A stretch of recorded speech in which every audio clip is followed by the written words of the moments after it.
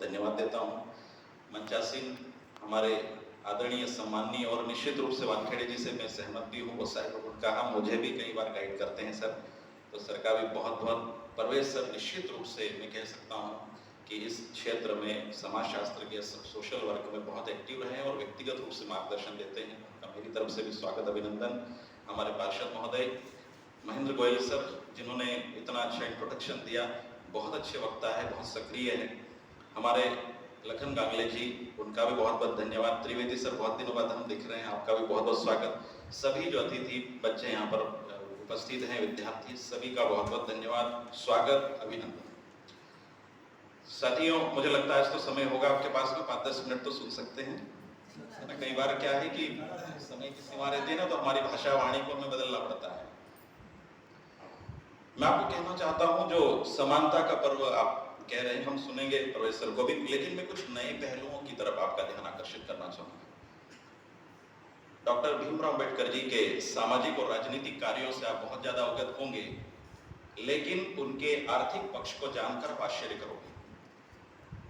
साथियों, मेरे लिए यह सौभाग्य का क्षण है और आपको बताना चाहूंगा कि मैं, सर ने दृष्टि के बारे में मेरे बारे में बताया, एक थोड़ी सी जानकारी जरूर देना चाहूंगा। सर का भी बहुत उसमें योगदान रहा है।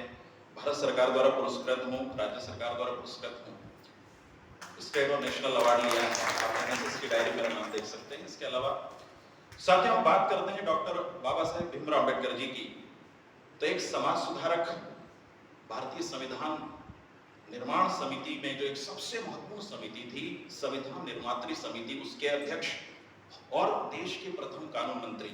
इसके अलावा भी बहुत कुछ।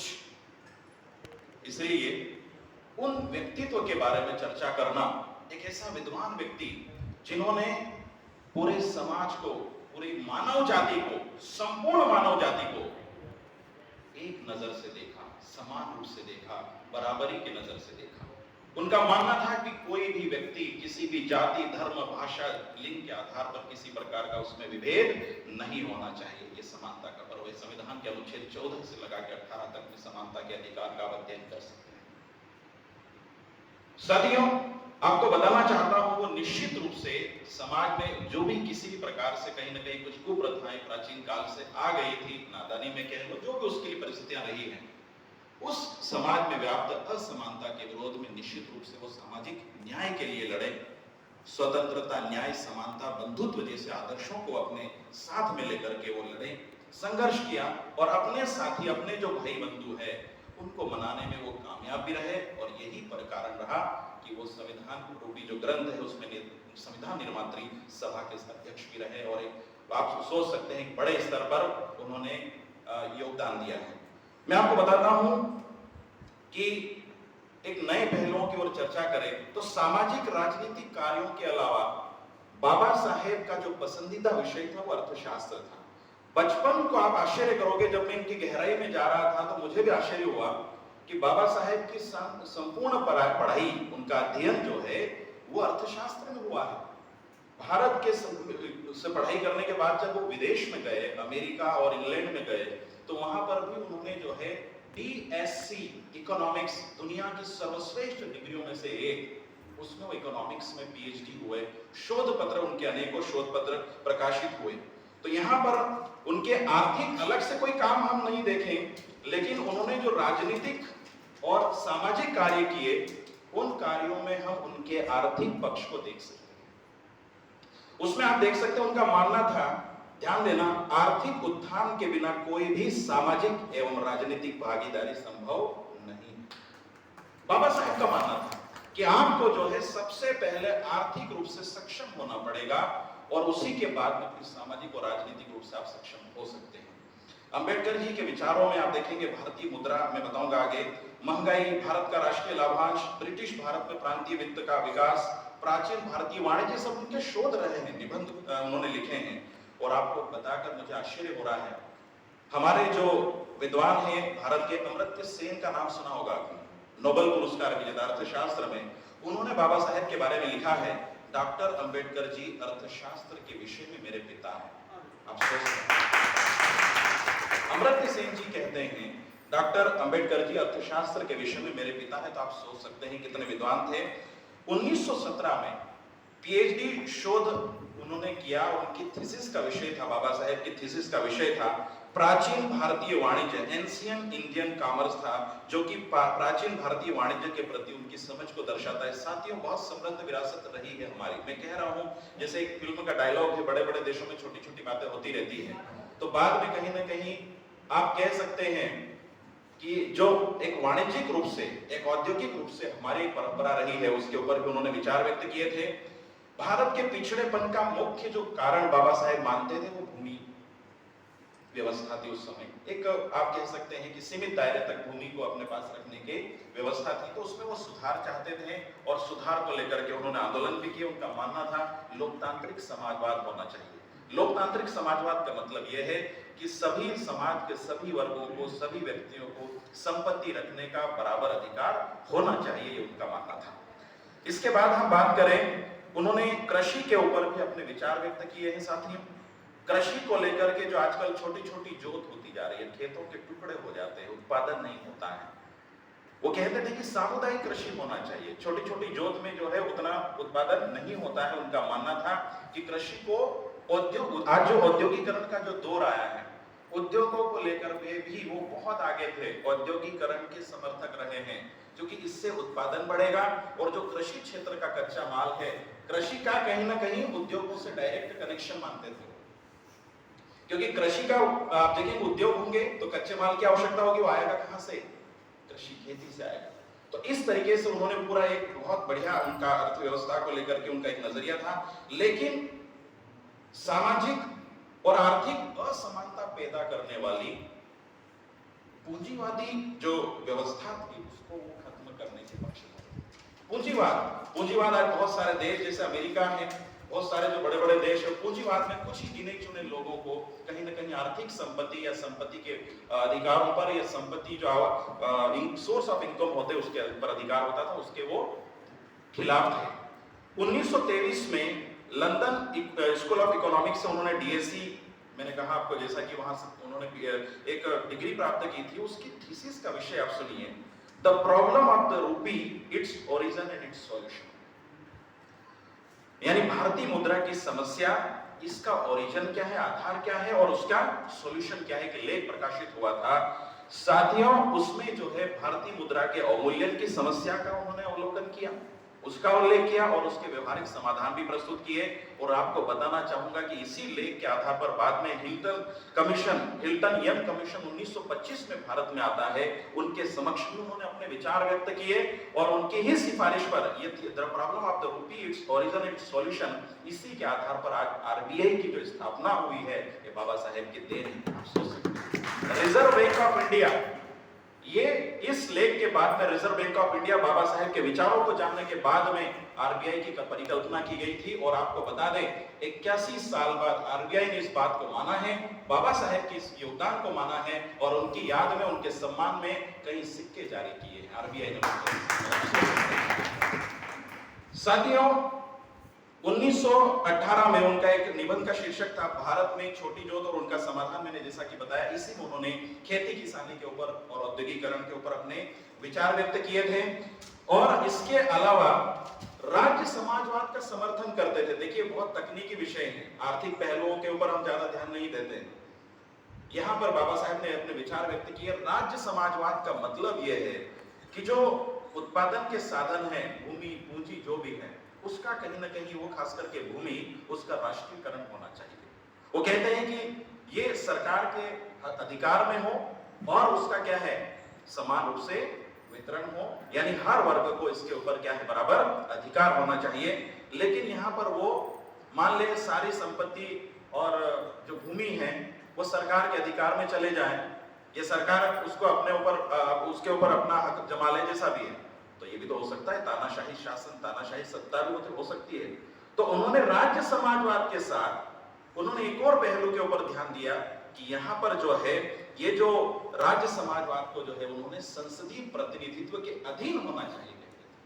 संसदीय प्रतिनिधित्व का मतलब है कि हम अब जो आज आप क्या देख रहे हैं, लोकसभा राज्यसभा जो हमारी जो सांसद है, ये अपनी संसद है, वहां पर जो कानून बनते हैं वो क्या है, संसदीय प्रतिनिधित्व है। भूमि सुधार अधिनियम है, सरकार अपने मर्जी से लागू नहीं कर सकती है। सरकार क्या करती है, संसद में उनको कानून के रूप में पारित करवाती है और उसके बाद में फिर वो लागू करती है। तो राज्य समाजवाद को उन्होंने जो है संसदीय प्रतिनिधित्व के अधीन रखने का सुझाव दिया था। साथियों, आपको अगला जो बताऊं मैं, वायसराय की कार्यकारिणी परिषद में वो श्रम मंत्री के रूप में काम किया था और श्रम मंत्री रहते हुए जो भारतीय श्रमिक है, मजदूर वर्ग है, मजदूर संघ की स्थापना, लेबर पार्टी की स्थापना उन्होंने आगे की है, तो उनके लिए भी उन्होंने काम किया है। श्रमिकों के लिए उन्होंने उस समय वायसराय की कार्यकारिणी परिषद में रहते हुए उन्होंने कुछ काम किए थे। उन्होंने सबसे मैं कुछ बताऊंगा, त्रिपक्षीय मंडल की स्थापना उनके रहते हुए की थी। त्रिपक्षीय मंडल का मतलब है कि 3 लोग रहेंगे। कौन कौन? एक तो सरकार रहेगी, श्रमिक खुद भी रहेगा और मालिक रहेगा।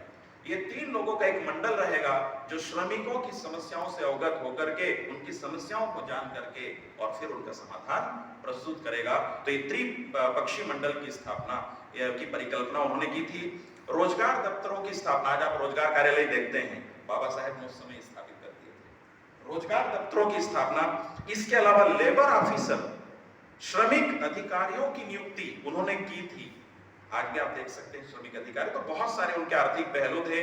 और साथ में उन्होंने, आज सरकार देख सकते हैं आप, वर्तमान सरकार स्किल डेवलपमेंट के ऊपर भी काम कर रही है। तो उस समय उन्होंने जो कुशल कारीगर है उनको तकनीकी शिक्षा के ऊपर भी जोर दिया। जो श्रमिक हैं उनको क्या है, स्किल डेवलपमेंट के ऊपर और तकनीकी शिक्षा के ऊपर जो है जोर देते हुए उन्होंने इसको लागू किया। साथ ही बाबा साहेब ने श्रमिकों को समान कार्य के लिए समान वेतन की परिकल्पना की थी। आप देख सकते हैं भारतीय संविधान में इसका उल्लेख भी है, समान कार्य के लिए समान वेतन। महिला पुरुष कोई भी है ना, किसी भी जाति धर्म भाषा लिंग के आधार पर यहाँ भेदभाव नहीं है। कोई प्रोफेसर है, चाहे वो महिला हो पुरुष हो, समान वेतन मिलेगा। कलेक्टर है, समान वेतन मिलेगा। तो समान कार्य के लिए समान वेतन की उन्होंने परिकल्पना की थी। तो साथियों, आज के समय में हम भारतीय संदर्भ में हम देखें, बाबा साहेब के इन विचारों की प्रासंगिकता को देखें, तो कहीं ना कहीं आज भी गरीबी, बेरोजगारी, महंगाई, पिछड़ापन, असमानता अगर नहीं होती तो समानता पर्व मनाने का ये हमें जरूरत नहीं पड़ती। तो कहीं ना कहीं दबे कुचले इस स्तर पर या कहीं ना कहीं मौजूद है, उसको पूर्ण रूप से समाप्त करने के लिए बाबा साहेब के इन विचारों को हम आर्थिक पक्ष के इन पहलुओं के ऊपर ध्यान दिया जा सकता है, उनको अमल में लाया जा सकता है। साथियों, उन्होंने न्याय संगत अर्थव्यवस्था की बात करते हैं और यही कारण है कि यदि हम वर्तमान में न्याय संगत अर्थव्यवस्था में गरीबी, बेरोजगारी, महंगाई सभी को समान अवसर की बात करते हैं तो उनके आर्थिक विचारों को आगे बढ़ाया जा सकता है। एक और बात आपको जानकर आश्चर्य होगा, लोकतंत्र में जैसा कि आप जानते हैं भारत दुनिया का सबसे बड़ा लोकतंत्र है। 125 करोड़ देशवासी, 130 करोड़ से ज्यादा की आबादी है, कोई कम नहीं है। इतने बड़े आबादी के साथ में किसी देश को लेकर किसी देश को संचालित करना आसान काम नहीं है, और वो भी विविध जाति धर्म भाषा रंग लिंग के आधार पर अनेकों विविधता होने के बाद अब इतने बड़े देश को लेकर चलना। तो साथियों, उसमें लोकतंत्र में जो सबसे बड़ी शक्ति होती है वो होती है मताधिकार, वोट देने का अधिकार। आपको पता होगा, जब आप इतिहास की तरफ नजर दौड़ाते हैं तो समय समय पर अंग्रेजों ने जो अधिनियम पारित किए थे, 1893 का चार्टर एक्ट है, 1909 का माल्य मिंटो सुधार अधिनियम है, 1919 का मॉन्टेग्यू जेम्सफोर्ड सुधार अधिनियम है, अनेकों अधिनियम है जिसके माध्यम से धीरे धीरे मताधिकार का प्रयोग किया गया। लेकिन महिलाओं को अधिकार, मत देने का अधिकार नहीं था। साथियों, आप जान सकते हैं अमेरिका ने भी बाद में दिया, लेकिन महिलाएं खास करके आप देख सकते हैं, आपको मतदान देने का अधिकार पहला हक बाबा साहेब ने दिलाया, वयस्क मताधिकार। इसके अलावा महिलाओं को, और ये सार्वभौमिक मताधिकार के साथ में महिलाओं को विशेष रूप से उन्होंने मताधिकार दिलाया और लैंगिक समानता सुनिश्चित कर। देखिए, आप उनकी परिकल्पना देख सकते हैं सामाजिक कार्यों में भी। लैंगिक समानता का मतलब है कि आप देख सकते हैं उनका मानना था कि महिला और पुरुष बायोलॉजिकली जो बनावट है, संरचना अलग हो सकती है, उसके हिसाब से आप देखिए प्रसव के समय में आप देख सकते हैं 6 महीने की छुट्टी मिलती है, जो भी है एक मातृत्व अवकाश के रूप में ये परिकल्पना बाबा साहेब की है। 48 घंटे सप्ताह में 48 घंटे काम होना चाहिए, 48 आवर्स, ये भी बाबा साहेब की परिकल्पना रही है। उन्होंने ये सब प्रावधान करवाए हैं। और इसके अलावा बाबा साहेब के जो जो विचार हैं उनको हम देखें, समझे, पढ़े। जैसा कि हमारे गुप्ता सर ने बहुत अच्छी बात करी है, हम सुनते हैं। और लेकिन आप देखिए यहाँ पर आज रविवार है, इसके बावजूद इतने लोग आए हैं। और एक चीज आपको बता दूं, जो बड़े बड़े काम होते हैं, बड़े बड़े जो अवसर होते हैं, वहां पर गिनती के लोग ही बैठते हैं। 100 में से 5% लोग जो सक्रिय लोग होते हैं वही सामाजिक परिवर्तन के लिए मुख्य रूप से जिम्मेदार होते हैं। तो आपको अंत में बाबा साहेब के इन मुख्य आर्थिक विचारों के साथ में मैं आपको बाबा साहेब ने जो मुख्य रूप से जोर दिया था आपको बताना चाहूंगा। जो वर्तमान में भारत सरकार की जितनी भी योजनाएं आप देख सकते हैं उनको कहीं ना कहीं, और जो संविधान की जो प्रस्तावना है, पूरी संविधान का सार है कि हम भारत के लोग भारत को एक संपूर्ण प्रभुत्व संपन्न समाजवादी बंध निरपेक्ष लोकतांत्रिक गणराज्य बनाने के लिए तथा उसके समस्त नागरिकों को, आप देख सकते हैं पूरी प्रस्तावना में समानता, न्याय, स्वतंत्रता, विचारों की अभिव्यक्ति, ये सारे आदर्श प्रस्तुत किए गए हैं। संविधान में मौलिक अधिकारों का उल्लेख, संविधान में नीति निर्देशक सिद्धांतों का उल्लेख, आप ये सारे आदर्श जो है बाबा साहेब के विचारों से बहुत सारे अभिप्रेरित हैं।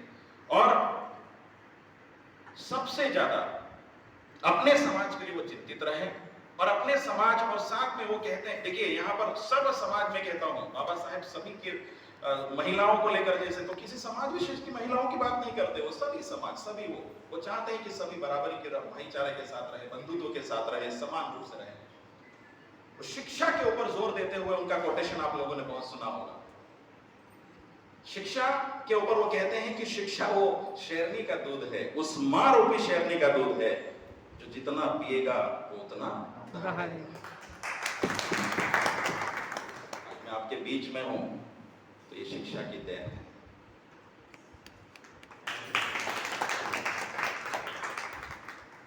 मैं आगे बात करना चाहता हूं, इसमें कुछ बातें मैंने जोड़ी हैं कि बाबा साहेब की इन पंक्तियों के साथ मैं मंचासीन और आप सभी से आह्वान करता हूं। और मेरा मानना है, बाबा साहेब का मानना, मेरी कोई बात नहीं है कि भूखे रह लेना, जरूरत पड़े तो भूखे रह लेना, अभाव में जी लेना, मजदूरी कर लेना, लेकिन अपने बच्चों को, घर के बच्चों को या आसपास को भी उनको जरूर पढ़ाना, क्योंकि शिक्षा वो शेरनी का दूध है जो सामाजिक क्रांति का आधार है, सामाजिक परिवर्तन का आधार है। शिक्षा मानव अधिकारों की पैरोकार है, शिक्षा आर्थिक उन्नति का आधार है, और शिक्षा वह जगमगाता हुआ सूरज है। शिक्षा वह जगमगाता हुआ सूरज है जो गरीबी, वंचन, शोषण, दासता, असमानता रूपी अंधकार से मुक्ति रूपी उजियारे का आधार है। ये शिक्षा है। और अब हम थोड़ी सी, चूंकि मुझे लगता है सारे बहुत समझदार बच्चे हैं, लेकिन कुछ हट के बात करना मेरी थोड़ी आदत रही है। आज 16 अप्रैल 2023 है। 16 अप्रैल 2023 में अपनी बात करूं, आप अपने लिए समझना। साथियों, मेरा मानना है ये पल, आज मैं आपके बीच में खड़ा हूं या आप ये आज यहां पर आए हैं, हमारी जिंदगी का पहला और आखिरी 16 अप्रैल 2023 जिंदगी में न कभी पहले आया था, और मैं आपको विश्वास दिलाऊंगा फिर कभी नहीं आएगा। समय धन है, ये हमारी भारतीय विरासत संस्कृति में ये कहा जाता है, time is money, time is everything.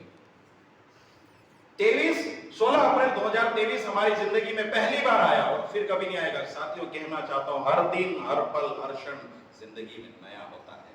सोच नहीं होना चाहिए कुछ कर। जिंदगी सबकी, आपको लगता है सुबह हो गई, शाम हो गई, खाना खा लिया, सो गए, वही दिन वही सुबह। मेरे गुरु परम आदरणीय मैं स्वर्गीय दिनेश यादव जी को यहाँ पर स्मरण करना चाहता हूँ। जो कुछ भी हूँ उन्होंने बोलना सिखाया है, चलना सिखाया आपके बीच में। साथियों, कहते हैं कि आप आज मैं यहाँ पर आपके बीच में हूँ तो मेरी जाति क्या है, मेरा रंग क्या है, मेरा नाम क्या है, कोई मायने नहीं रखता। आपकी योग्यता, आपकी शिक्षा मायने रखती है।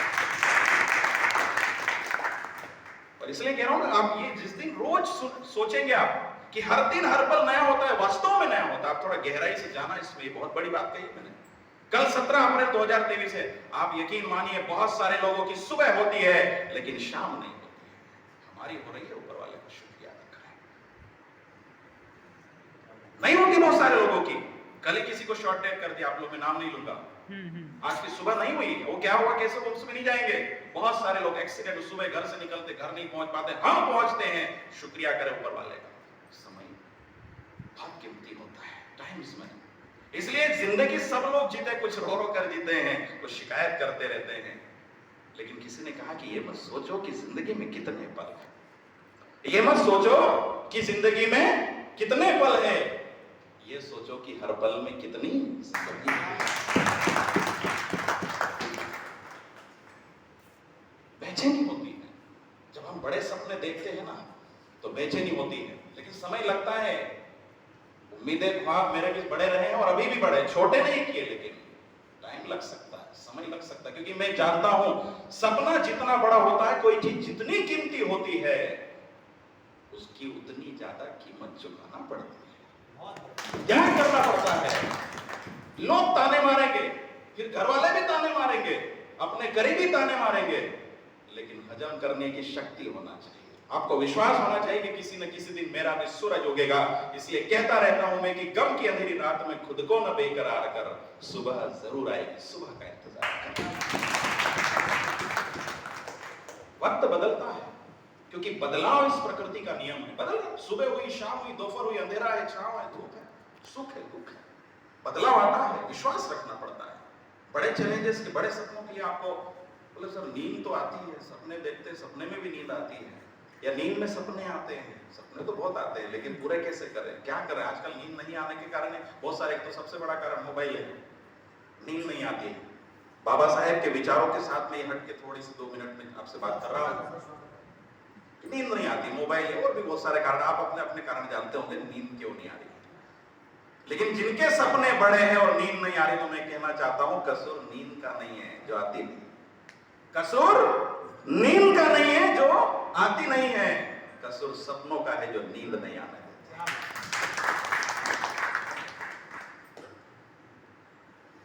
तो बातें बहुत सारी हैं, और आपने मुझे इस मंच से सुना, बुलाया, आमंत्रित किया हमारे बीच में। मैं क्षमा चाहते हुए निश्चित रूप से परवेश सर बहुत मार्गदर्शन देते रहे हैं। परवेश सर के बारे में बताना चाहूंगा, आदरणीय कांगले सर, महेंद्र सर, आप सोच सकते हैं कुछ बिरले लोग होते हैं जो कुछ यूनिक काम करते हैं। मैडम बहुत सक्रिय, जैसा कि बताया गया है, आप देख सकते हैं। और भी बच्चे यहाँ पर मुझे लगता है एनरोल होंगे, लेकिन कितने लोग आए जा सकते हैं। 2 तरह की जिंदगियां चलती हैं, एक तो जन्मे है ना, अपने गांव में आसपास रहे चले, और एक दूसरी होती है जो खुद के लिए, परिवार के लिए, समाज के लिए भी करते हैं, ये वो है। पुनः मैं बाबा साहेब के चरणों में कोटि कोटि वंदन करते हुए, नमन करते हुए, उनको, उनके विचारों को, उनकी जीवन शैली को, जितना मैंने कहा, जितना बड़ा संघर्ष उतनी बड़ी सफलता, उतनी बड़ी कीमत आपको चुकाना पड़ेगी, उतनी बड़ी सफलता मिलेगी। आप दुनिया का इतिहास उठाकर देख लीजिए, कीमत जरूर चुकाना पड़ती है। हर दिन नया होता है, हर पल नया होता है। मैं आप सभी का पुनः धन्यवाद करता हूं, आयोजन समिति का धन्यवाद, मेरे परम आदरणीय मित्र, मेरे बड़े भाई डॉक्टर लखन गांगले जी का धन्यवाद, और आप सभी का पुनः धन्यवाद। जय भीम, जय भारत, जय हिंद। Thank you.